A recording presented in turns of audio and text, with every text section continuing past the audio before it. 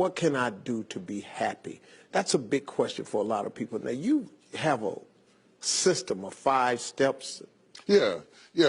I've written 5 simple steps that really helps no matter who you are, what walk of life you're in. Number 1, you have to own your own happiness.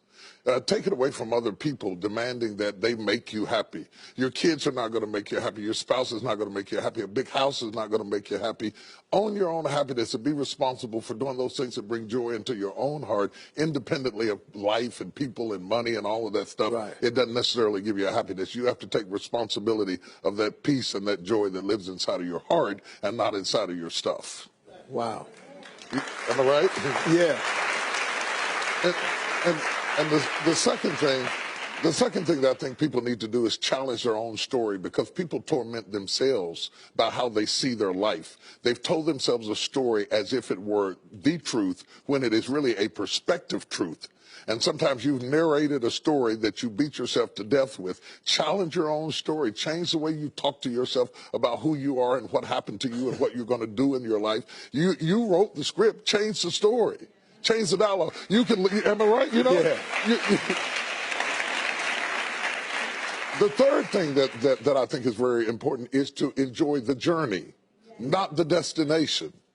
A lot of us delay our happiness. When I get to this level, when I get my degree, when I get the kids, when I get married, I'm going to be happy. Enjoy the journey. Enjoy the whole step, the whole process. But you don't celebrate when you get to the finish line. Celebrate all along the way. Celebrate all along the way. Yeah, man.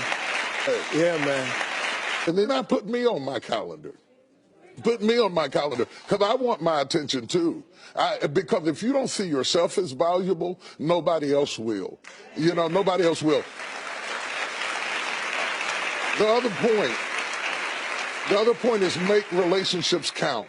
Making your relationships count, because everything is about relationships. First of all, your relationship with God. That's a very important thing to have, because as long as you know that there's somebody in charge, you don't have to bear the brunt of the responsibility and the weight of what's going on in your life. Yeah. You can talk to the boss. Okay. Yeah. Number 2, enjoy your relationship with yourself. If you don't like you, it makes it hard for me to like you. Because people, when you walk into their atmosphere, they draw you into the cosmos of their own drama. And if they're full of drama without you, when you come in, you become caught up in the cyclone of their drama. Yeah. Enjoy your relationship with yourself. And then anybody else who comes in, they enter into a party you already started. You understand? Yeah. And then the relationship with your kids, the relationship with your spouse, the relationship with your friends, taking time to enjoy the relationships, because there is no fruit. Nature teaches us that there is no fruit without relationships. You cannot be fruitful by yourself. In business, in home, in life, in church, I don't care what it is, you are no more than the relationships you surround yourself with, and make sure that those are good ones. The 5th thing, Yeah.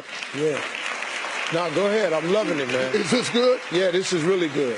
The 5th thing that I really ascribe to is balance work with play. You can't do all of either one and be successful. And to those whom much is given, much is required. And if you work really hard and you're a really diligent person, make sure that you do some play to balance your life out. If you play real hard but you don't work very much, you're going to be fun, but you're going to be hungry. You know what I'm saying?